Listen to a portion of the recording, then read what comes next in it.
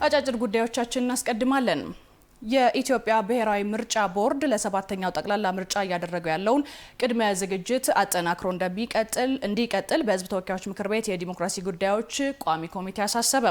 ቋሚ ኮሚቴው የቦርዱን የ2018 ዓመት የአንደኛ ሩብ ዓመት አፈጻጸም ሪፖርትና የሰባተኛው ጠቅላላ ምርጫ የቅድመ ዝግጅት አፈጻጸምን ገምግሟል። በምክር ቤቱ የዲሞክራሲ ጉዳዮች ቋሚ ኮሚቴ ሰብሳቢ አቶ እውነቱ አለነ የኢትዮጵያ ብሔራዊ ምርጫ ቦርድ ለምርጫው እያደረገ ያለው ቅድመ ዝግጅት አበረታች መሆኑን ገልጸዋል። የመራጮችና የእጩዎች ምዝገባን ዲጂታል በሆነ መንገድ ለማከናወን የተጀመሩ ስራዎች ተጠናክረው እንዲቀጥሉ ገልጸው ጥቅም ላይ የሚውሉትን ቴክኖሎጂዎች ደህንነትና ብቃት መፈተሽ እንደሚገባም አሳስበዋል። ቦርዱ ቀደም ሲል ከነበሩት ምርጫዎች ልምድ በመውሰድም የጀመራቸውን የተለያዩ የሪፎርም ስራዎችን በማጠናከር የተሻለ ውጤት ለማስመዝገብ መዘጋጀት እንዳለበትም ጠቁመዋል። የኢትዮጵያ ብሔራዊ ምርጫ ቦርድ ሰብሳቢም ወይዘሮ ሜላት ወርቅ ኃይሉ የተሟላ መሰረተ ልማት ያላቸው የምርጫ ክልሎችና ጣቢያዎች ላይ የእጩና የመራጮች ምዝገባ በቴክኖሎጂ እንደሚታገዝ አመላክተዋል። የመራጮችና የእጩዎች ምዝገባን ቦርዱ ባዘጋጃቸው ሶፍትዌሮች በመታገዝ ለማከናወን ስራዎች እየተሰሩ መሆኑን ገልጸው ይህ ሙከራ በመላው ኢትዮጵያ እየሰፋ እንደሚሄድም አብራርተዋል። የኢትዮጵያ ብሔራዊ ምርጫ ቦርድ የሰባተኛው ጠቅላላ ምርጫ የድምጽ መስጫ ቀን ግንቦት 24 ቀን 2018 ዓ.ም መሆኑን ማሳወቁ ይታወሳል።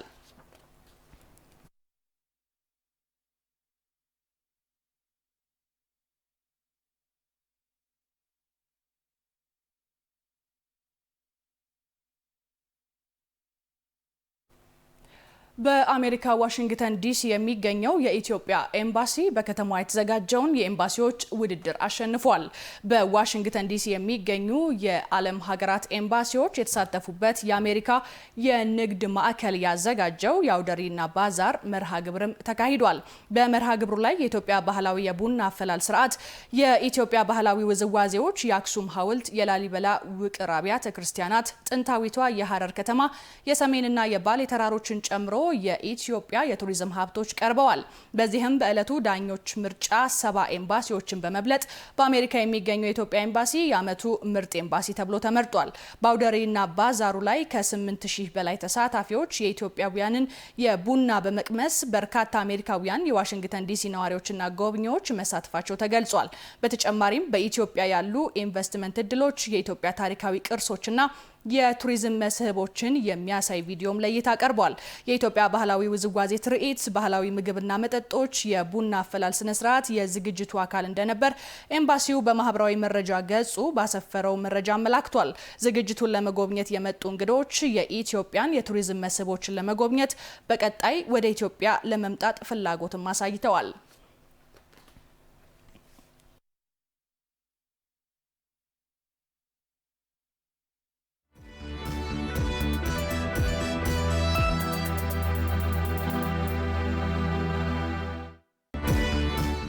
ተመልካቾች በዝርዝር ወደምንመለከታቸው ጉዳዮቻችን ደግሞ እንሻገራለን። እንደ ሀገር የሚታዩ ለውጦች የተመዘገቡት የመደመር መንግስታዊ ሙስናን የሚጸየፍ በመሆኑ ነው ሲሉ ምክትል ጠቅላይ ሚኒስትር አቶ ተመስገን ጥሩነህ ገለጹ። ጠቅላይ ሚኒስትር ዶክተር አብይ አህመድ በጸረ ሙስና ትግሉ ላበረከቱት አስተዋጽኦ የንጹህ እጆች ሽልማትም ተበርክቶላቸዋል። ዓለም አቀፉ የጸረ ሙስና ቀን ማጠቃለያ ስነ ስርዓት ምክትል ጠቅላይ ሚኒስትሩ በተገኙበት ተከብሯል። ጽዮን ማሞ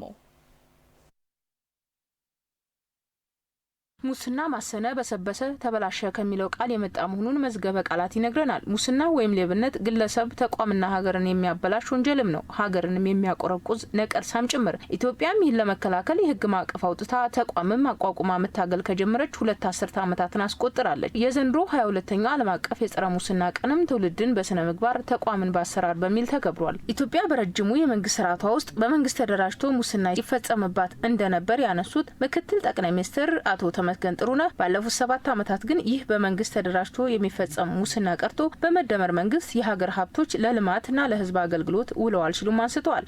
መንግስት እንደ መንግስት ወደ ሙስና ባይገባም የመንግስትን ስልጣን በመጠቀም ሙስናን የሚፈጽሙ ግን አሉ። እነዚህን ለመታገል ደግሞ ህጉን ጠበቅ ለማድረግ አሰራሮችን ለመፈተሽና ለማስተካከል በተለያዩ መንገዶች የመንግስት የስራ ኃላፊዎችን ለመፈተሽ እንዲሁም ለሙስና በር የሚከፍቱ መንገዶችን ለመዝጋት እየሰራን እንገኛለን። ይልቁንም ተቋማዊ በመሆን ሀገር ወደ ማፍረስ ደረጃ እያመራ የነበረውን ሙስና በጠንካራ ትግል አስቁመናል።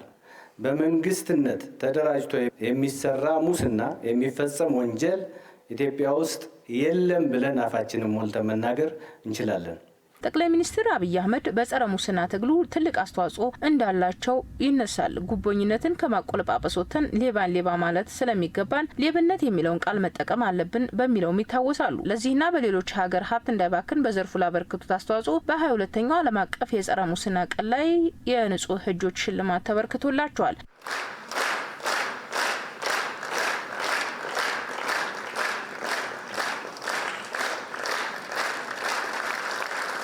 ለመደመር መንግስት ሀሳቢያ ምንጩ ጠቅላይ ሚኒስትር ዶክተር አብይ አህመድ የተሰጠውን የንጹህ እጆች ሽልማት ትክክለኛውን ቦታ አግኝቷል። ለዚህም እንኳን ደስ አላችሁ መልእክት አስተላልፏል። ምክትል ጠቅላይ ሚኒስትሩ የምናያቸው ሀገራዊ ለውጦች እየተመዘገቡ ያሉት የመደመር መንግስት መንግስታዊ ሙስናን አምርሮ የሚጠየፍ ስለሆነ ነው።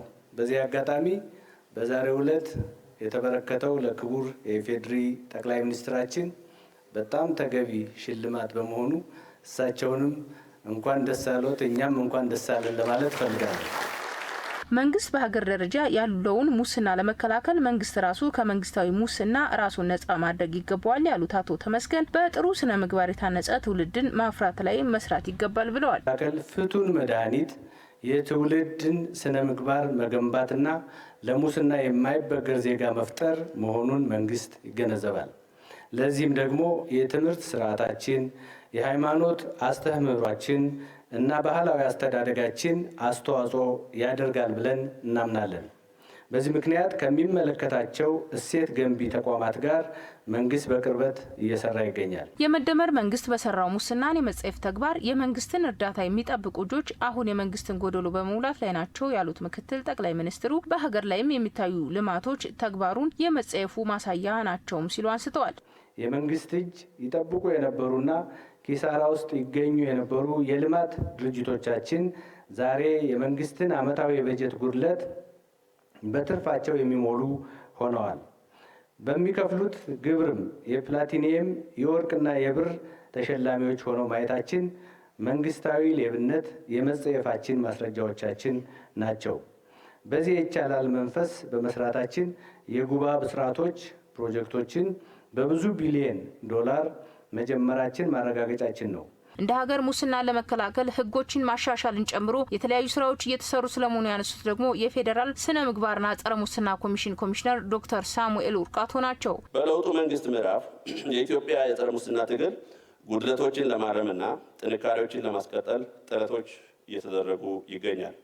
በሪፎርም ስራዎች በዋናነት ህጎችን የማሻሻል እና የጎደሉትንም የማሟላት ተቋማዊ አሰራር ስርዓት በዲጂታል ቴክኖሎጂ የማዘመን የጸረ ሙስና ትግል ትብብሮችን የማጠናከርና የጸረ ሙስና ትግል ስትራቴጂ የተሟላ የተናበበ እና የተቀናጀ ለማድረግ ጥረት እየተደረገ ነው።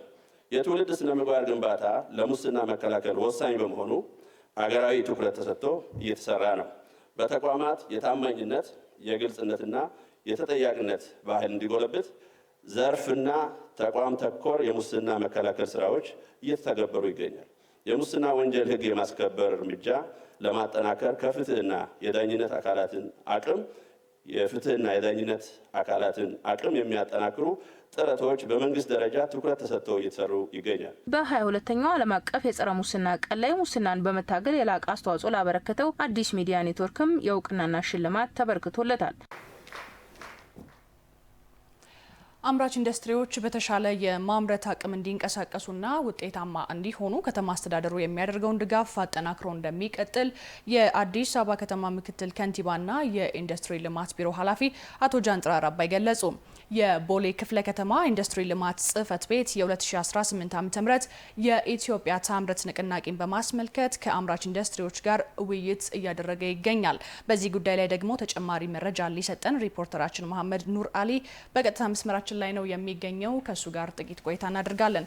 መሐመድ፣ እንግዲህ በውይይቱ ላይ ምን አይነት ዋና ዋና ጉዳዮች ተነሱ የሚለውን ልታደርሰን ትችላለህ?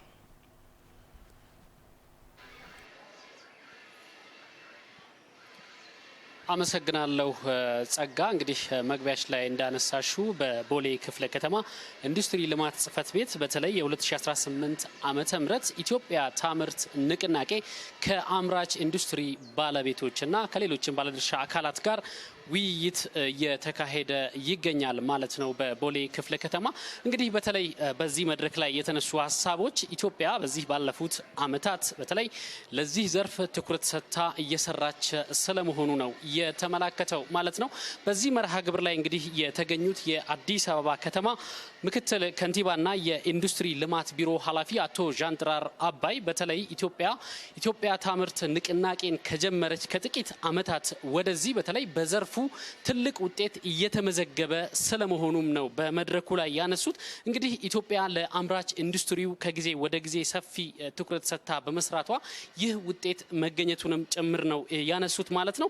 በተለይ እንግዲህ አምራች ኢንዱስትሪዎች ምርቶቻቸው በደንብ እንዲተዋወቅ ወደ ገበያ እንዲወጣ የከተማ አስተዳደሩ ልዩ ትኩረት ሰጥቶ እየሰራ ስለመሆኑም ነው ምክትል ከንቲባው የገለጹት ማለት ነው። እንግዲህ ይህ ትኩረት ተሰጥቶት የሀገር ውስጥ ምርት በኢትዮጵያውያን እንዲወደድ እንዲሁም ደግሞ ከሀገር ውስጥ ደግሞ አልፎ ወደ ውጭም እየሄደ የሚሸጥበት ሁኔታ ስለመፈጠሩም ጭምር ነው ምክትል ከንቲባው በዚህ መድረክ ላይ ሀሳባቸውን ያነሱት ማለት ነው። እንግዲህ የቦሌ ክፍለ ከተማ ዋና ስራ አስፈጻሚ እንግዲህ ዶክተር እሸቱ ለማም በዚህ መርሃ ግብር በተለይ በክፍለ ከተማው ለዚህ ዘርፍ ልዩ ትኩረት ተሰጥቶ የኢንዱስትሪ ባለቤቶችን የስራ እድል በመፍጠር አዳዲስ ስራዎችን እንዲከውኑ በማድረግ ይሄ የተሻለ ውጤት ደግሞ እንዲመጣ አበክረው እየሰሩ ስለመሆኑም ነው በዚህ መድረክ ላይ ያነሱት ማለት ነው ዋና ስራ አስፈጻሚው።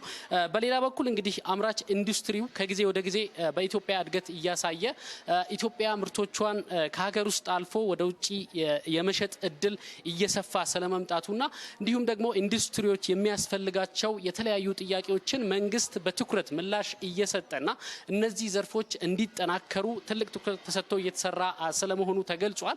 ከዚህ ጋር ተያይዞ እንግዲህ በተለይ በሀገር ውስጥ ተኪ ምርቶች ሲተኩ ኢትዮጵያ በተለያየ ዘርፎች ተጠቃሚ እንደምትሆን የውጭ ምንዛሬን በማስቀረት እንዲሁም ከውጭ ይገቡ የነበሩ ምርቶችን ደግሞ በሀገር ውስጥ በጥራትም ደረጃ ተሰርተው መሆናቸው ይህ ልዩ ትኩረት የተሰጠውና ወደፊት ተጠናክሮ የሚቀጥል ስለመሆኑ ነው በመድረኩ ላይ የተመላከተው። እንግዲህ የአምራች ኢንዱስትሪ ባለቤቶችም በዚህ መድረክ ላይ በተለይ የገጠማቸውን ችግሮች በስራ ላይ ያጋጠማቸውን እንዲሁም የተለያዩ ሀሳብና አስተያየታቸውን አንስተዋል። መንግስትም እንግዲህ እነዚህን ሀሳብ ተቀብሎ በቀጣይ የሚፈለገውን ምርት እንዲሁም ደግሞ ለዜጎችም ሰፊ የስራ እድልን በመፍጠር ረገድ ትኩረት ተሰጥቶ እንደሚሰራም ጭምር ነው እንግዲህ ከመድረኩ ምላሽ የተሰጣቸው። በአጠቃላይ እንግዲህ መድረኩ በተለይ በኢትዮጵያ አሁን ያለው የኢንዱስትሪ ዘርፍ የተነቃቃ ስለመሆኑና ኢትዮጵያ ከዚህ በላይ መስራት የምትችልበትን እድል የፈጠረ ስለመሆኑ ነው በመድረኩ ላይ የተመላከተው። ጸጋ፣ ለአሁን ያለኝ መረጃ ይሄን ይመስላል። አመሰግናለሁ ባልደረባችን መሐመድ። መልካም ቀን ይሁንልን። ተመልካቾቻችን ወደ ሌላ ዜና ደግሞ እንሻገራለን። አዲስ አበባ ከተማን የቱሪዝም መናገሻ ለማድረግ በትኩረት እየሰራ መሆኑን የአዲስ አበባ ከተማ የቱሪዝም ኮሚሽን አስታወቀም። ኮሚሽኑ አንደኛው የቱሪዝም ፎረምን አስመልክቶም ጋዜጣዊ መግለጫ ሰጥቷል። ባልደረባችን ተመስገን ይመር ደግሞ ተጨማሪ መረጃ ሊሰጠን በቀጥታ መስመራችን ላይ ነው የሚገኘው። ከሱ ጋር ቆይታ እናደርጋለን። ተመስገን እንደምን ውለሃል? ሀሳብህን ልታጋራ እንችላለን? አመሰግናለሁ ጸጋ። አዲስ አበባ ከተማ እንግዲህ ባለፉት ዓመታት በተለይም ደግሞ ከአፍሪካ ከተሞች አርአያ እንደዚሁም ደግሞ ለኢትዮጵያ ከተሞች ማሳያ የሆኑ ስራዎችን ሰርታለች። ታዲያ እነዚህ አዲስ አበባ ስትሰራበት የነበረው አጠቃላይ ክዋኔዋና እንቅስቃሴዋ የሀገር ውስጥ ደግሞ ከዚህ በተጨማሪ የአህጉሩን ብቻ ታሳቢ ያደረገ አይደለም። ከተማዋ ዓለም አቀፍ ተወዳዳሪ ለመሆን በርካታ ስራዎችን እየሰራች ነበር። በተለይም ደግሞ በቱሪዝም ዘርፉ እንግዲህ በተለያዩ ዘርፎች ላይ መናገሻ ለመሆን በርካታ ስራዎችን ሰርታለች። ለአብነት የሚያክል የኮንፈረንስ ቱሪዝም መናገሻ ለመሆን በሰራችው ስራ በርካታ በተለይ ደግሞ ዓለም አቀፍ ደረጃቸውን እየጠበቁ ሆቴሎች፣ ከዚህ በተጨማሪ ሰፋፊ ጎዳናዎች፣ ከዛም ደግሞ አለፍ ሲል ምቹ አዳራሾች ተገንብተው እንግዲህ አህጉር አቀፍ ከዚህ በተጨማሪ ደግሞ ከተማ አቀፍና መሰል ኮንፈረንሶች የሚከወኑባት ከተማ ሆናለች። ከዚህ በተጨማሪ ደግሞ በጤና ቱሪዝም ዘርፉ እንደዚሁ መናገሻ ለመሆን የጤና ተቋማትን ማስፋት ከዚህ በተጨማሪ አዳዲስ የጤና ተቋማትን መገንባትና በርካታዎች ፈውስ የሚያገኙባት ከተማ ትሆን ዘንድ እንግዲህ በጤና ቱሪዝም ዘርፉ ላይ በርካታ ስራዎችን እየሰራች ትገኛለች። በስፖርቱ ዘርፍ እንደዚሁ በስፖርት ዘርፉ የስፖርት ቱሪዝም መናገሻ ለመሆን እንደዚሁ ስራዎችን ከጉናለች። ታዲያ ዛሬ ላይ በተለይ ደግሞ የአዲስ አበባ ከተማ ቱሪዝም ኮሚሽን እንግዲህ አንደኛ ዓመት ወይም ደግሞ የመጀመሪያ የቱሪዝም ፎረሙን ለማድረግ እንደዚሁ ዝግጅት ስለማድረጉ መግለጫን ሰጥቷል። በተለይም ደግሞ የአዲስ አበባ ከተማ የቱሪዝም ኮሚሽነር አቶ ሁንዴ ከበደ እንደዚሁ መግለጫውን ሰጥተው ነበር። እርሳቸው ምን አሉ? በተለይ እንግዲህ ፎረሙ በርካታ ጉዳዮችን የሚያትት በርካታ ጉዳዮች የሚገኙበትና የሚይዝ ለአዲስ አበባም እንደዚሁ በርካታ መፍትሄዎች የሚቀመጡበት ስለመሆኑ ሀሳብን ሰንዝረዋል። ታዲያ ይህ ፎረም ከታህሳስ 5 እስከ 7 ድረስ ይደረጋል። የፎረሙ ዓላማ ምንድን ነው የሚለው እንግዲህ በርካቶች ሊያነሱት የሚገባ እንደዚሁም ደግሞ ሊነሳ የሚችል ጥያቄ ሊሆን ይችላል። ታዲያ ፎረሙ አዲስ አበባ አሁን ላይ ራሷን በማስተዋወቅ ራሷን በመሸጥ ከዚህ በተጨማሪ የዓለም እንደዚሁም ደግሞ የአፍሪካ አይኖች ሁሉ ወደ አዲስ አበባ እንዲሆኑ ለማድረግ በርካታ ስራዎችን ሰርታለች። በዚህ ፎረም ደግሞ የሚመለከታቸው አካላት በአንድነት ከትመው ስለ ከተማዋ መዘመን ከዚህ በተጨማሪ ደግሞ ምቹነቷ በተለይ ከኮንፈረንስ ቱሪዝም እንደዚሁም ደግሞ ከጤናና ከስፖርት ቱሪዝም ዘርፍ ላይ ያላቸው አጠቃላይ እንቅስቃሴዋ ምን ይመስላል፣ የተገኙ ስኬቶች ምን ይመስላሉ የሚለውን ማሳየት እንደዚሁ እዛ ላይ ትኩረት ያደረገና ያነጣጠረ ስለመሆኑ ሀሳብን ሰንዝረዋል። የፎቶ አውደ ርዕይ እንደተዘጋጀም እንደዚሁ ሀሳብን ሰንዝረዋል። አዲስ አበባ ከተማ እንግዲህ ባለፉት ዓመታት በ24/7 የስራ መርህ በርካታ ስራዎችን ሰርታለች።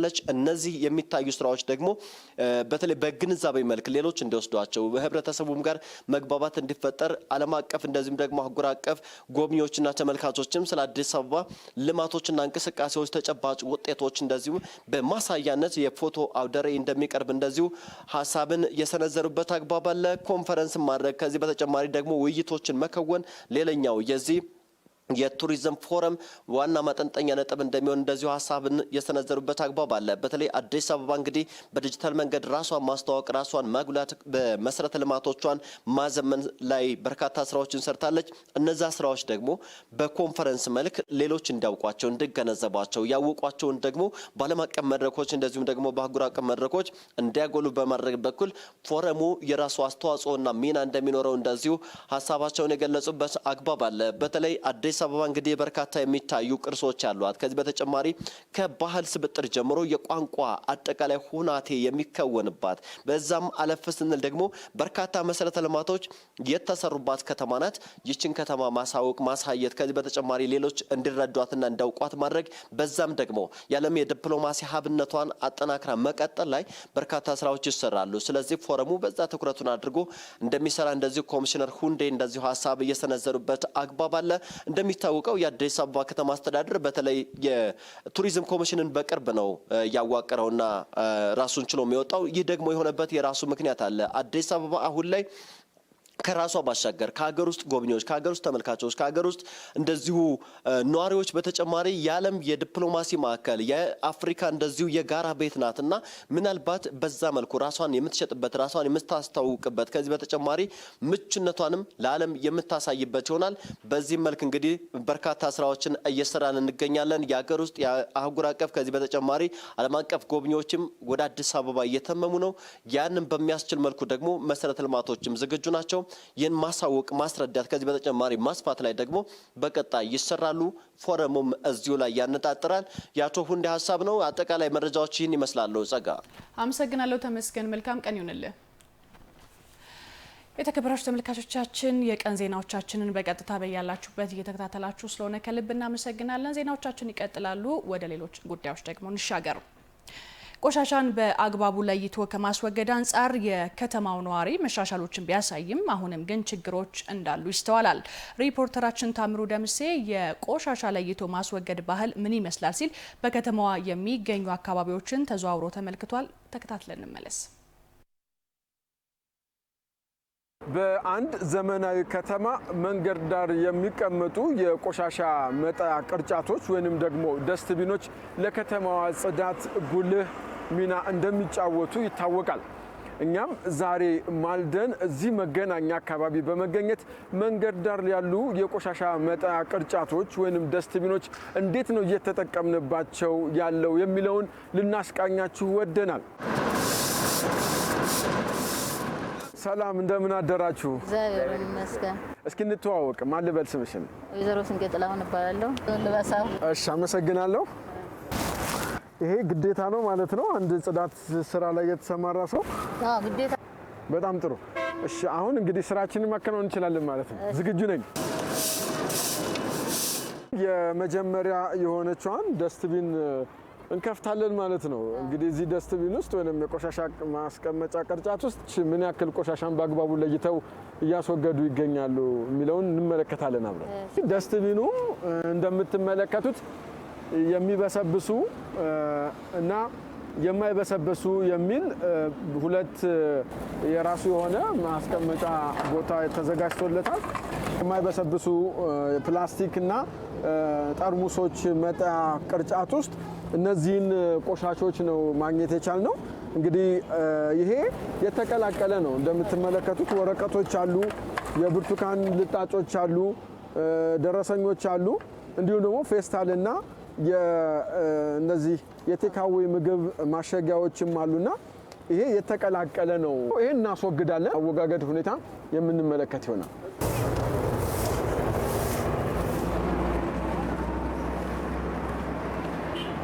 ሰው እንደዚህ የቆሻሻ አወጋገድ ስርዓቱን እንዲያዘምን መጣል ያለበትን ቆሻሻ በአግባቡ እንዲያስወግድ እንደው ምን ስራዎችን ታከናውናላችሁ ከጽዳት ባለፈ?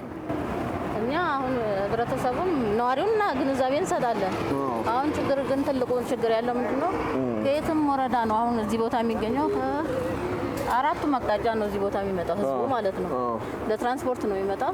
ያንን ነገር ልምድ ስለሌለው ወይንም ስለማያውቅ ይሁን አላውቅም፣ ህብረተሰቡ ዝም ብሎ ነው ዴሲቢልም ውስጥ ዴሲቢል እዚህ ጋር ቁጭ ብሎ ሜዳ ላይ ነው የሚጥለው። ነዋሪ ህብረተሰብ በየመንገዱ የሚጓዘው እሱ ነው። ሌላም የተጠቀመበትን ነገር ለምሳሌ ሙዝ ይበላል፣ አትክልት፣ የተለያዩ ነገሮች የበሉትን ራሱ በቋጥረው ዴሲቢል ውስጥ አይከቱም። ሜዳው አስፋልት ላይ ነው የሚወረውሩት። ያየሁ የመጣሁት እንግዲህ እዚህ በቅርብ ደስትቢን አለ። ነገር ግን እዚህ ዙሪያ በርካታ የሆኑ በተለይ የባስ ደረሰኞች ተበትነው እያየን ነው። እንግዲህ እስኪ ደስትቢኑስ በውስጡ ምን ይዟል የሚለውንም እንመልከት እስኪ።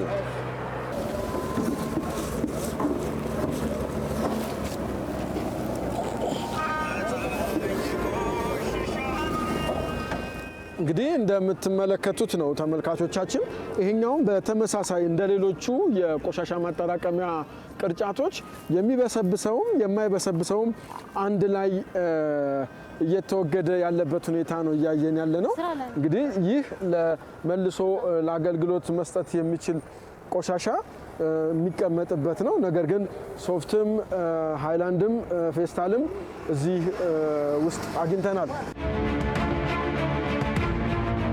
ቆሻሻ ሀብት ነው የሚለውን አስተሳሰብ በትክክልም ወደ ተግባር የቀየሩ ብዙ የፈጠራ ባለሙያዎች ይገኛሉ። ለነሱ እንግዲህ በግብአትነት የምንጠቀማቸው እነዚህ ቆሻሻዎች በአግባቡ መወገድ ሲችሉ ነው። የመንግስት ስራ ብቻ አድርጎ ነው የሚቆጥረው፣ ወይም የፈጻሚ መንገድ ላይ የሚሄዱት አስፋልት ላይ የሚሰሩት ሰዎች የእነሱ ግዴታ ብቻ አድርጎ ነው የሚቆጥረው። ግድ የለሽነት ስለሆነ ነው። በቃ አቶት አይደለም፣ ያውቀዋል።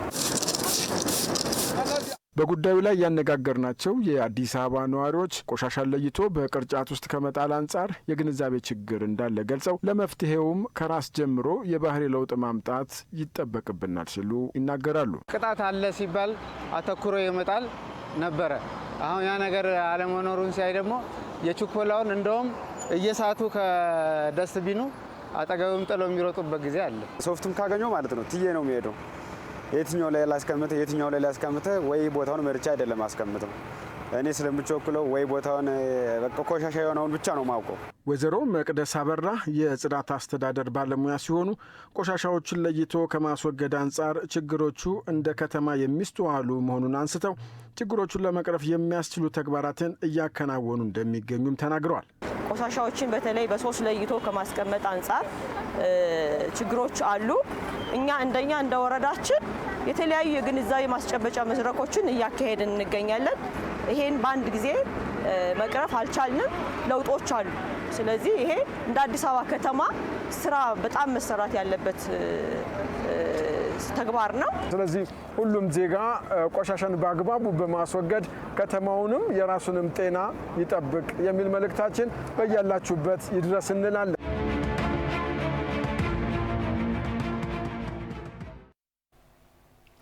ከዚሁ ጋር በተያያዘም 3260 ኪሎ ሜትር በላይ የሚሸፍኑት የከተማዋ መንገዶች ውብና ጽዱ ሆነው እንዲቀጥሉ 20 ዘመናዊ ማሽኖችን ጨምሮ 11000 የጽዳት ባለሙያዎች አገልግሎት እየሰጡ ነው። በአዲስ አበባ በየዕለቱ ከመኖሪያ ቤቶች ከተቋማትና ከመንገድ ላይ የሚነሳው ደረቅ ቆሻሻ በአግባቡ እንዲወገድና ጥቅም ላይ እንዲውል ዘመናዊ ማሽኖችን ጨምሮ ከ20000 በላይ የጽዳት ባለሙያዎች አገልግሎት እየሰጡ መሆኑ ተመላክቷል።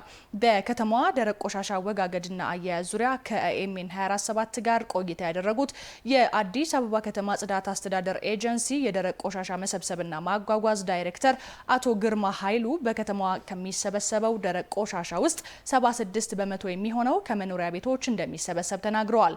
ይህንን ቆሻሻ በአግባቡ ለማስወገድና ጥቅም ላይ ለማዋልም 8000 የጽዳት ባለሙያዎች አገልግሎት እየሰጡ ነው ብለዋል። መኖሪያ ቤት አሁን 76% የምንለውን ደግሞ እሱን የሚሰበስቡ ባይዞይ እንደ ከተማ አስተዳደር 127 ማህበራት አሉ። በጥቅሉ ወደ 8000 አባል ያላቸው 127 ማህበራት አሉ። እነኚህ ከነዋሪው ከመኖሪያ ቤት ከሚባለው ሰብስበው የጊዜያዊ ማቆያ ቦታ የምንላሉ ወይም ትራንስፈር ስቴሽን የምንለው ወደዚያ የመውሰድ ስራ ይሰራሉ። ከዚህ ደግሞ ተቀብለው ወደ ከተማው ማስወገጃ ቦታና የኃይል ማመንጫ ፋብሪካ አለን ወደዛ የሚወስዱ በካምፓኒ ደረጃ ወደ 32 የሚሆኑ አሉ። እነኚህ ያጓጉዛሉ። የመንግስት ደግሞ ተሽከርካሪዎች አሉ። ስለዚህ በዚህ በሁለቱ ተቋማት የማጓጓዝና ወደዚያ የመውሰድ ስለዚህ የተወሰነው ፐርሰንት ወደ ማቃጠያ ፋብሪካ ይገባል። እሱ ወደ ኤነርጂ ነው የሚቀይረው። ዌስት ቱ ኤነርጂ የሚለውን ይቀይራል። 25 ሜጋዋት የሚሆን ዴይሊ ያመነጨ ወደ ዋናው የኤሌክትሪክ መስመር የማስገባት ስራ ይሰራል። ሌላው ደግሞ የመቅበር ስራ ነው የሚሰራው። ለአንድ ኪሎ ላይ ይሄ የማይጠቅመው ቆሻሻ ይደፋል። የማልበስ ስራ ይሰራል። የሽታ ሌሎች ኢንቫይሮንመንታል ኢምፓክት እንዳያስከትል ይሄን እንሰራለን። ከ3260 ኪሎ ሜትር በላይ የሚሸፍኑት የከተማዋ መንገዶች ጽዳታቸውን እንዲጠብቁ ከተማ አስተዳደሩ 20 ዘመናዊ ማሽኖችን ጨምሮ ወደ 11000 የጽዳት ባለሙያዎች በ4 ሽፍት አገልግሎት እየሰጡ ስለመሆናቸውም ኃላፊው አብራርተዋል። መንገድ በአዲስ አበባ ላይ ወደ 2900 ኪሎ ሜትር ነበር ያለው። ኮሪደሩ ሲጨምር አሁን 3263 አካባቢ ኢቭን ያልተጠናቀቁ ሲጠናቀቁ ደግሞ ሊጨምር ይችላል። ይሄንን በሰው ኃይልና በማሽነሪ ነው ማኔጅ እያደረግን ያለ ነው። 20 ማሽነሪዎች አሉ። ከአፍሪካ የመጀመሪያው ደቡብ አፍሪካና አዲስ አበባ ናቸው ይሄን ማሽነሪ የጀመሩት። እሱን ጀምረናል። 20 ማሽነሪዎች አሉ ይሄን የሚያግዙ ከሌሊቱ 9 ሰዓት እስከ ጠዋት 12 ሰዓት እስከ 1 ሰዓት ነው የሚሰሩት። ያው ትራፊክ እንትኑ ይሄ መጨናነቁ ሲቀንስ ይሄ ነው። ሌላው በሰው ኃይል ነው። ይሄ መንግስት ቅጥር ናቸው። ለዚህ የተመደበ የሰው ኃይል ወደ 12025 አካባቢ ነው። ከዚህ ውስጥ ግን ኦልሬዲ መደቡ ፉል ሆኖ ተሞልቶ በሰው ኃይል ተሞልቶ ያለው ወደ 11000 ምናምን ነው። እነሱ ናቸው እየሰሩ ያሉት 11000 አካባቢ ሰው ኃይል እና 20 ማሽነሪዎች ተጨምረው ቀን ብቻ በ3 ሽፍት ይሰራ የነበረውን 4ኛ ሽፍት አሁን ማታ ጨምረንበታል። ለከተማዋ ጽዳትና ውበት ነዋሪዎች የሚያደርጉት ተሳትፎ ከፍ ያለ ስለመሆኑ ያብራሩት አቶ ግርማ ይሄም ተጠናክሮ ይቀጥል ዘንድ ጥሪያቸውን አቅርበዋል። በከተማዋ የመንገድ ጽዳት ከሚከናወኑ ባለሙያዎች ውስጥ አብዛኛው እናቶች ናቸው ያሉት ኃላፊው እናቶች ያጸዱትን አለማቆሸሽ የነዋሪው ማህበራዊ ግዴታ መሆኑንም አንስተዋል። ዘገባው የካሳውን አንዱ አለም ነው። ወደ ሌላኛው ዜናችን ደግሞ እንሻገር። የነዋሪውን የኑሮ ውድነትን ለማቃለልና የዋጋ ንረትን ለመቅረፍ እየሰራው እገኛለሁ ሲል የአዲስ አበባ ንግድ ስራዎች ድርጅት አስታወቀም። ባለ 5 ሊትር የሱፍ ዘይትን በ1400 ብር ለከተማዋ ነዋሪዎች እያቀረብኩ እገኛለሁም ብሏል። ሄለን ጀንበር ያዘጋጀችውን ዘገባ ጽዮን ማሞ እንደሚከተለው ታቀርበዋለች። በከተማ ውስጥ በሰው ሰራሽና በሌሎች ምክንያቶች የሚከሰተውን የዋጋ ንረት ለመከላከል የአዲስ አበባ ከተማ አስተዳደር ከአጋር አካላት ጋር በመሆን የተለያዩ ስራዎችን እያከናወነ ይገኛል። ከነዚህ መካከል የአዲስ አበባ ንግድ ስራዎች ድርጅት አንዱ ሲሆን ድርጅቱ ለማህበረሰቡ የግብርናና ኢንዱስትሪ ምርቶችን በዝቅተኛ ዋጋ ለማህበረሰቡ በማቅረብ የኑሮ ጫናን እያቀለለ ይገኛል። እየጨመረ የመጣውን የዘይት ፍላጎት ለማሟላትም የዘይት ምርትን ከውጭ በማስገባት ለተቋማት እያከፋፈለ ነው። ከድርጅቱ የዘይት ምርት ሲገዙ ያገኘናቸው ሸማቾችም በተመጣጣኝ ዋጋ እየሸመቱ ስለመሆናቸው ገልጸዋል። አሁን ያለው የዘይት ዋጋ በተመለከተ ምናልባት ውጪ ካለው ገበያ ጋር ስናነጻጽረው የ400 ብርና የ600 ብር ልዩነት አለ። አንዳንድ ቦታ ላይ 1850 እስከ 1900 ድረስ እየተሸጠ ነው ያለው። ዛሬ 300 በቀደም 100 ወስጃለሁ። ዘይት ወደ 2000 ገብቷል አሉ። ሌላው 1700 እዚህ 1400 ነው። ልዩነት አለው እንደ 300 ብር ቀላል ነገር አይደለም። የአዲስ አበባ ንግድ ስራዎች ድርጅት ዋና ስራ አስኪያጅ መስፍን አሰፋ በከተማዋ በቂ የዘይት ምርትን በማቅረብ ማህበረሰቡ በተመጣጣኝ ዋጋ እንዲያገኝ እየተደረገ ነው ብለዋል። የኑሮ ውድነትን ለማረጋጋት የተለያዩ የግብርናና ኢንዱስትሪ ምርቶችን አገር ውስጥ ካሉ አምራቾች ከአርሶ አደሮች ቀጥታ ማስመጣት ለከተማችን የማቅረብ ስራ ነው የምንሰራው። ዘይት አቅርቦት ጋር ተያይዞ ከፍተኛ የሆነ ፍላጎት የጨመረበት ሁኔታ አለ። ከዚህ አንጻር የዘይት ምርቶችን በከተማችን ለሚገኙ ህብረት ስራ ማህበራት የማቅረብ ስራ እየሰራንበት ያለ ሁኔታ ነው ያለው ማለት ነው። ባለፉት 5 ወራት ውስጥ ወደ 5.8 ሚሊዮን ሊትር ዘይት ያስገባንበት ሁኔታ አለ። የምናቀርበው ምርት ከመደበኛው ገበያ አንጻር በጣም ሰፊ የሆነ ልዩነት አለው። በ5 ሊትር ጀሪካን ላይ እስከ 450 ብር ድረስ የሚደርስ ልዩነት አለ ከመደበኛው ገበያ አንጻር ማለት ነው። አሁን እኛ የሰንፍላወር ዘይት የሱፍ ዘይት 1400 ብር ነው የምናቀርበው። ድርጅቱ የከተማዋን ነዋሪ የዘይት ፍላጎት ለማሟላት በትኩረት እንደሚሰራም ተናግረዋል። የምናቀርበው ምርት በእያንዳንዱ ህብረት ስራ ማህበር በአንድ ዙር ላይ እስከ 150 እስከ 300 ካርቶን ምርት በአንድ ጊዜ የሚወስዱበት ሁኔታ አመቻችተን በዛ አግባብ እንዲወስዱ እያደረግን ያለንበት ሁኔታ ነው ያለው። በዚህ በ15 ቀን ደግሞ ተጨማሪ የሚገባ ምርት ይኖራል። ይህንን አቅርቦትን ማስቀጠልና ቀጣይነት እንዲኖር የማድረግ ስራን እየሰራን ያለ ነው። የሰንፍላወርም የፓልምም እንደ ማህበረሰባችን ፍላጎት የማቅረቡን ስራ አጠናክረን የምንቀጥል ይሆናል። የአዲስ አበባ ንግድ ስራዎች ድርጅት ከዘይት ምርት አቅርቦት በተጨማሪ የኢንዱስትሪና የግብርና ምርቶችንም በተመጣጣኝ ዋጋ ለማህበረሰቡ እያቀረበ እንደሚገኝ ተገልጿል። የኢትዮጵያ የባህር በር ጥያቄ እውን መሆን በቀይ ባህር ብሎም በቀጠናው ላለው የደህንነት ስጋት መፍትሄ ይዞ የሚመጣ መሆኑን ምሁራን ተናገሩ። ኢትዮጵያ ያነሳችው የባህር በር ጥያቄ በአጭር ጊዜ ውስጥ ምላሽ ያገኝ ዘንድ ህዝቡ ከታሪካዊ ጠላቶች የሚሰጡ ከፋፋይ ሀሳቦችን በመመከት ውስጣዊ አንድነቱን ማጠናከር እንደሚገባውም ምሁራኑ ጠቁመዋል። ሄኖክ ዘነበ ተጨማሪውን ይዟል።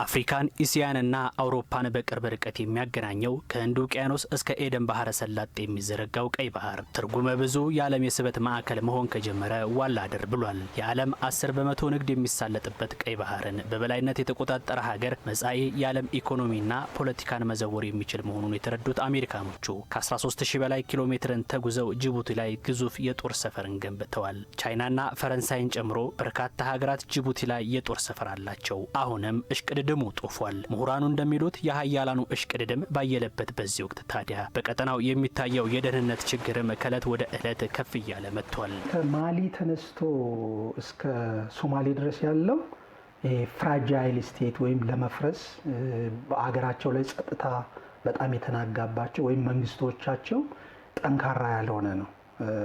እነዚህ ሀገሮች ላይ አንዳንዶቹ ፕሮክሲ የሚፈጽሙ ናቸው። ፕሮክሲ ማለት የውክልና ግጭት ያከናውናሉ። ስለዚህ እሱ አካባቢ ላይ ያለው የአልሸባብ የባህር ውንብድና፣ ይሄ የውክልና ጦርነት በሀገራት መካከል በመንግስቶቻቸው መካከል ያለው ያለመረጋጋት። ስለዚህ ይሄ አካባቢ ምንድነው የግጭት የኃይል የስበት ማዕከል ሆኗል ከቅርብ ጊዜ ወዲህ። የቀይ ባህር አካባቢ የዓለም እንግዲህ ከፍተኛው ስትራቴጂካዊ የመርከብ ኮሪደር ነው። በአካባቢው እንዳያችሁት እኛ በ1996 ጀምሮ የቀይ ባህር አካባቢ በተለይም ከባቤል መንደብ እስከ ሶማሊያ ያለው የጸጥታ ስጋት የነበረበት ነው። መርከቦች የሚታገቱበት ጊዜ ነበረ። ሀገራት እልፍ ኪሎ ሜትሮችን አቋርጠው በቀጠናው ያለውን የኃይል አሰላለፍ ላይ እየተፎካከሩ ቢሆንም ከቀይ ባህር አፍንጫ ስር የምትገኘው ሀገራችን ኢትዮጵያ ትዕይንቱን እየተመለከተች 3 አስርት ዓመታትን አሳልፋለች። ዘግይታም ቢሆን ያነሳቸው ጥያቄ በብዙሃኑ ዘንድ ተቀባይነት አግኝቷል የሚሉት ምሁራኑ የቀይ ባህርን መውጫ ብታገኝ የቀጠናውን ሰላም በማስጠበቅ በኩል የምትጫወተው ሚና የላቀ ስለመሆኑ ያስረዳሉ። ኢትዮጵያ ሰላምን ከማስከበር ከታሪኳም ከዩናይትድ ኔሽንስ ከተባበሩት መንግስታት ጋር ሆና ሰላም ከማስጠበቅ ጋር ስትሰራ የነበረው ስራ ስላለ አሁንም የበለጠ ሰላምን ማስጠበቅ አካባቢውን ሰላም ማድረግ አካባቢውን የጋራ ተጠቃሚነት እንዲሰፍን ከማድረግ አንጻር ኢትዮጵያ ትልቅ ሚና ስለምትጫወት የባህር በር ለኢትዮጵያም ለአካባቢው ለቀጠናውም ለምስራቅ አፍሪካ ብሎም አጠቃላይ ለዓለም ሰላም በጣም ወሳኝ ኩነት ብዬ ነው ማስበው። ሁሉም ሀገራት እዚህ ቀይ ባህር ላይ ወታደር ቤዝ ቢኖራቸው ውንብድናው ስቲል አለ። እስከ የመን እስከ ህንድ ውቅያኖስ አካባቢ ያለውን ነገር ኢትዮጵያ ለመቆጣጠር ለማረጋጋት በምግባሩ የታነጸ ዓለም ሁሉ የሚቀናበት የጸጥታ አስከባሪ ኃይል ነው እናያለን። እሱን አካባቢ የመቆጣጠር በደንብ ድርሻ ይኖራታል። ለዓለምም ሰላም ከፍተኛ የሆነ ድርሻ ይኖራታል። ለኢትዮጵያ አሁን ቀይ ባህር ከሸቀጥ ንግድ አልፎ የመኖርና ያለመኖር ጉዳይ ሆኗል። ቀይ ባህርና አባይ ኢትዮጵያን የሚበይኑ ለኢትዮጵያ እድገትና ጥፋት መሰረት ናቸው። ለዘመናት ከናኘችበት ቀይ ባህር በሸረቡት ስውት ትርክት ገፍተው ያወጧት ጠላቶቿ አሁንም የጀመረችውን እንቅስቃሴ ለማዳፈን ታላቅ ዘመቻ ከፍተዋል። ታዲያ ሀገር ያነሳቸው ጥያቄ ባጠረ ጊዜ ውስጥ ምላሽ ያገኘ ዘንድ ምሁራኑ እንደሚሉት ጊዜው የኢትዮጵያውያንን የነቃ እይታና የውስጥ አንድነትን ጠይቋል።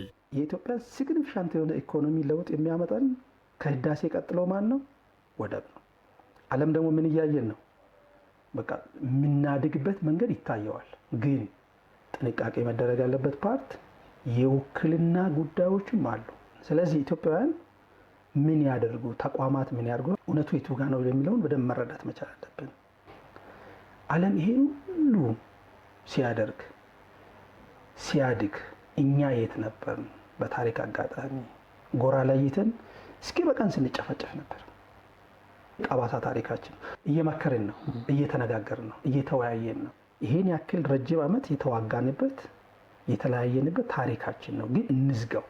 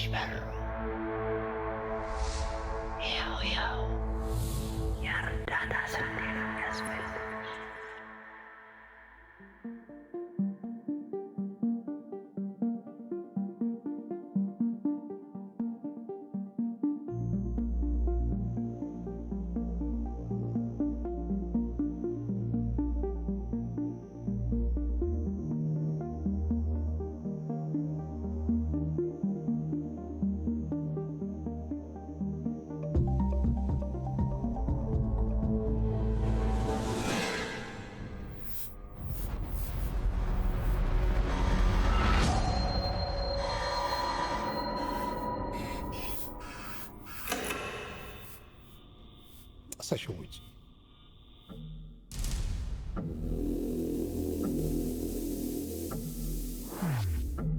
Сашевич. በጥበብ በረቀቀ ምናብ በብልሃት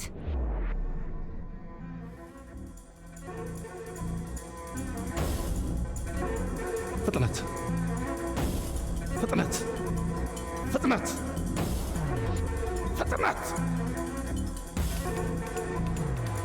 ፍጥነት ፍጠኝ ፍጠኝ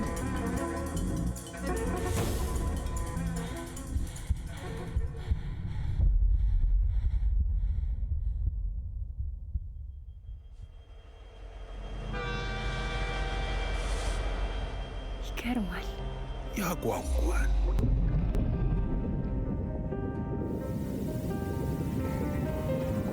ያማል፣ ያበሳጫል፣ ያንገበግባል።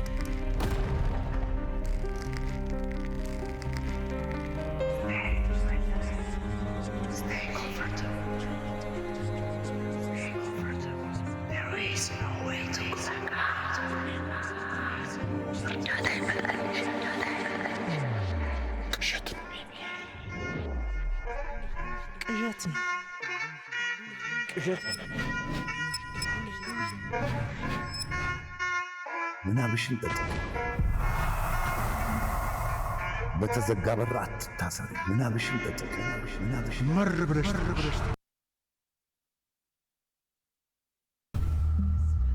በርቅሰሽ ውጪ።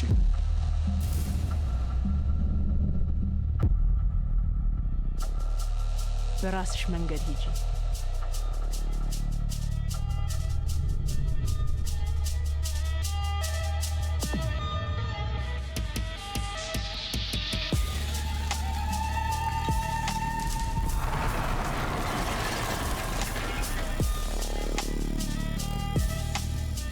በእኛ ልጆቿ ኢትዮጵያ ታሸንፋለች።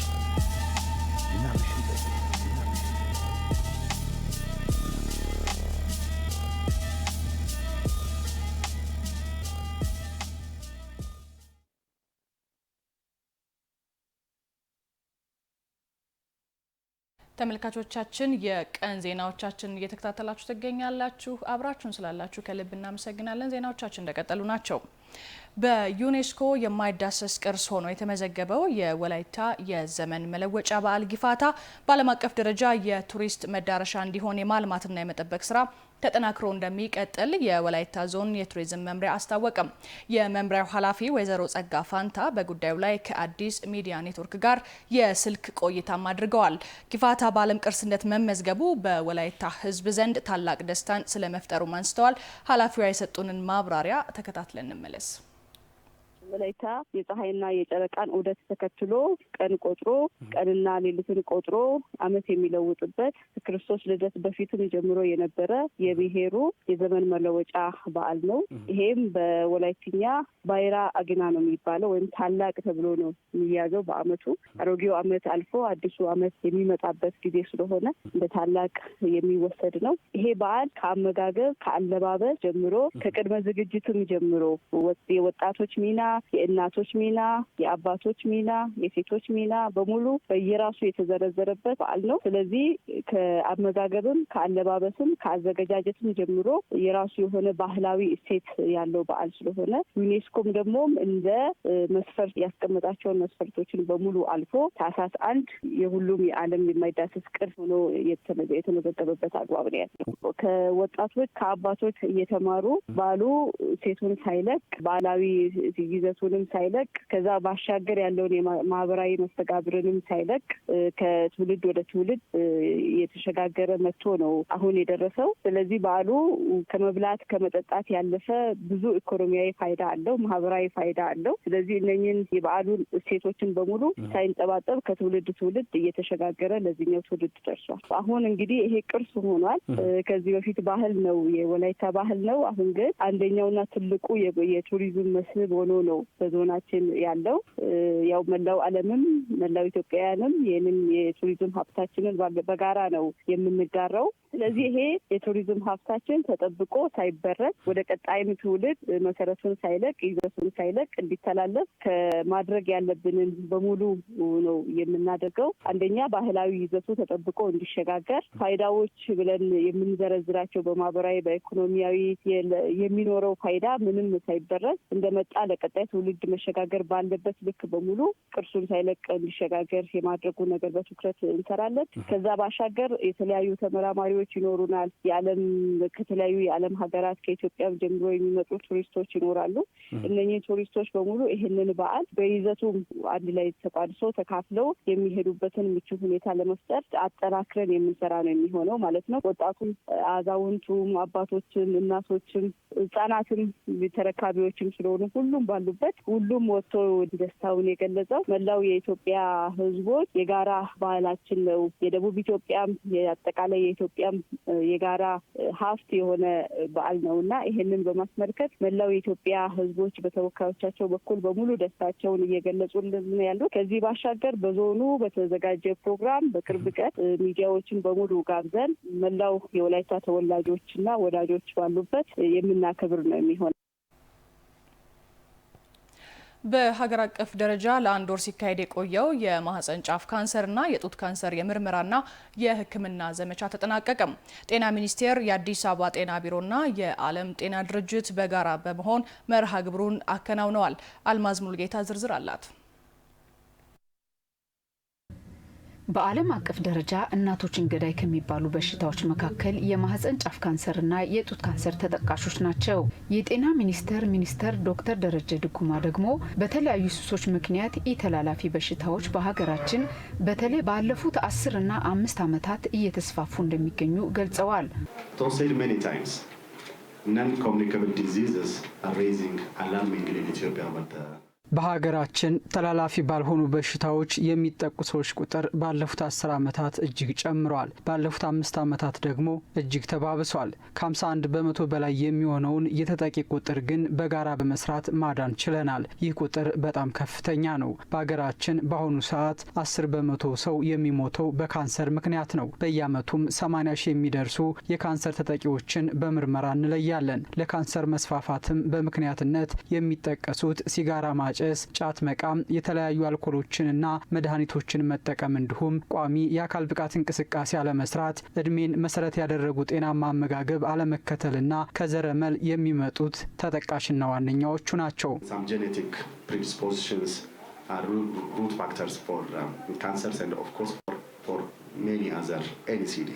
የአዲስ አበባ ጤና ቢሮ ምክትል ኃላፊ ዶክተር ሙልጌታ እንዳለ በአዲስ አበባ ከ10 ዓመት በፊት የማህፀን ጫፍ ካንሰር ከ10 ሺህ የማይበልጥ ይደረግ እንደነበር አስታውሰው በ2017 ዓ.ም ግን ከ100 ሺህ በላይ ምርመራ ማድረግ እንደተቻለ ገልጸው በአንድ ወር ሲካሄድ በቆየው የማህፀን ጫፍ ካንሰርና የጡት ካንሰር ምርመራ 20 ሺህ የሚጠጉ ምርመራ ከተደረገላቸው ሴቶች ከ1 ሺህ በላይ የሚሆኑ ህመሙ ተገኝቶባቸው ሕክምና እያደረጉ እንደሚገኙ ተናግረዋል። በሀገርም በዓለም አቀፍ ደረጃም ከፍተኛ የሆነ እናቶችን ካለእድሜያቸው የሚገድሉ እና ከባድ የኢኮኖሚም የጤናም ችግር እየፈጠሩ ያሉ ችግሮች ስለሆኑ እነሱን ለመከላከል እየሰራ ነው። ስለዚህ ወር በአጠቃላይ እንደ ከተማ ወደ 20 ሺህ የሚጠጉ ሴቶች የሰርቫይካል ሴል ስክሪኒንግ አግኝተዋል። ከነዚህ ውስጥ ደግሞ 1200 ፕሪካንሰረስ ሊዥን ተገኝቶባቸው የህክምና አገልግሎት እንዲያገኙ የተደረገበት ነው። የዓለም ጤና ድርጅት በኢትዮጵያ ተወካይ የሆኑት ፕሮፌሰር ካሴሎ ፍራንሲስ በ30 ቀናት ጊዜ ውስጥ ከ20 ሺህ በላይ የሆኑ ሴቶች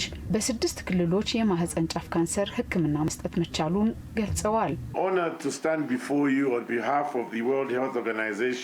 በዚህ የማህፀን ጫፍ ካንሰርና የጡት ካንሰር ወር የመዝጊያ ስነ ስርዓት ላይ ድርጅቴን ወክዬ በመገኘቴ ከፍተኛ ክብር ተሰምቶኛል። ከአንድ ወር በፊት ህዳር 7 ላይ እዚህ ቦታ ተገናኝተን ነበር። በዚህም ዝግጅት በጣም ከፍተኛ የሆነ ምኞታችንንና ተስፋችንን ገልጸን ነበር። ምኞታችንም እውን ሆኖ አሁን ለበርካታ ሴቶች መድህን ሆነን ህይወትን ለግሰናል። በ6 ክልሎችም ከ260 ሺህ በላይ ለሚሆኑ ሴቶች የማህፀን ጫፍ ካንሰር ህክምና ለመስጠት ቃል ገብተን ነበር። ይህንንም በ30 ቀናት ንቅናቄ ማሳካት ችለናል። የበርካታ ሴቶችንም ህይወት ታድገናል።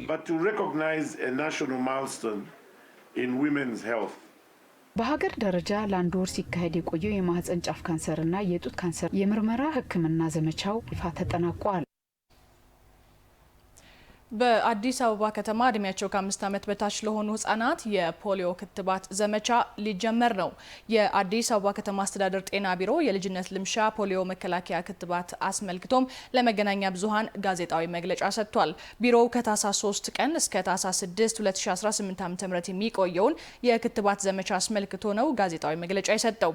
የፖሊዮ በሽታ በአይን በማይታይ የፖሊዮ ቫይረስ አማካኝነት የሚመጣ ተላላፊ በሽታ ሲሆን በአይነ ምድር በተበከለ ምግብ ወይም ውሃ አማካኝነት ከበሽተኛው ወደ ጤነኛው ሰው የሚተላለፍም ነው።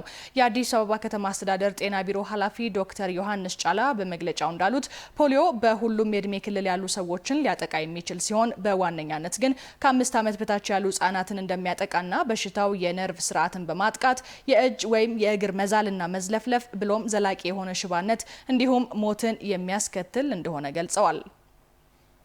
ፖሊዮ በሁሉም የእድሜ ክልል ያሉ ሰዎችን ሊያጠቃ የሚችል ሲሆን በዋነኝነት ግን ከ5 ዓመት በታች ያሉ ህጻናትን ያጠቃል። በሽታው የነርቭ ስርዓትን በማጥቃት የእጅ፣ የእግር ወይንም የሁለቱም መዛል፣ መዝለፍለፍ፣ ዘላቂ የሆነ ሽባነት እንዲሁም ሞትን ያስከትላል። አብዛኛው በበሽታው የተያዙ ሰዎች ምንም አይነት ምልክት አያሳዩም ወይንም በጣም ቀላል ምልክቶችን ሊያሳዩ ይችላሉ።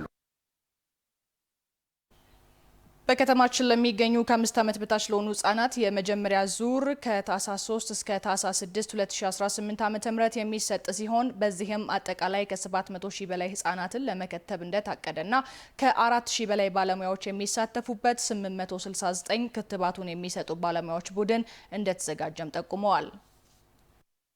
የመጀመሪያው ዙር ከታህሳስ 3 እስከ ታህሳስ 6 2018 ዓ.ም የሚሰጥ ሲሆን በዚህም አጠቃላይ ከ700 ሺህ በላይ ህጻናት ለመከተብ 869 ከታቢ ቡድንና በቡድኑ ውስጥም 4028 ባለሙያዎችን በመመደብ ወደ ስራ ለመግባት ዝግጅት አጠናቀናል። ክትባቱ እድሜያቸው ከ5 ዓመት በታች የሆኑ ሁሉንም ህጻናት ከዚህ በፊት ቢከተቡም ባይከተቡም የጤና ባለሙያዎች ቤት ለቤት በመሄድ በመጠለያ ጣቢያዎች፣ በትምህርት ቤቶች፣ በቅድመ መደበኛና በህጻናት ማቆያዎች እንዲሁም በሌሎች ህጻናት በሚገኙበት ቦታዎች ሁሉ በመገኘት የፖሊዮ ክትባት እንደሚሰጥ ዶክተር ዮሐንስ ጫላ ጠቁመዋል። የዘመቻው የትግበራ ሂደትን ስንመለከት በዘመቻው የሚሰጠው የፖሊዮ ክትባት በአፍ ጠብታ መልክ የሚወሰድ ነው። የጤና ባለሙያዎች በሁሉም በጤና ተቋማት ቤት ለቤት በመሄድ በመጠለያ ጣቢያዎች፣ በትምህርት ቤት፣ በኬጂና በህፃናት ማቆያዎች እንዲሁም በሌሎች ህዝብ በሚሰበሰብባቸው ቦታዎች በመገኘት የፖሊዮ ክትባትን ይሰጣሉ። በተጨማሪም ሌሎች ክትባቶችን በመደበኛ የክትባት መርሃ ግብር ሳይወስዱ ለቀሩና ጀምረው ላቋረጡ ህጻናት በጤና ተቋምና በጊዜያዊ የክትባት መስጫ ጣቢያዎች ክትባት ይሰጣሉ። የቀጣይ ዙር የፖሊዮ ክትባት ዘመቻም ከአንድ ወር በኋላ በተመሳሳይ ሁኔታ እንደሚሰጥ ተመላክቷል። ዘገባው የአልማዝ ሙሉጌታ ነው።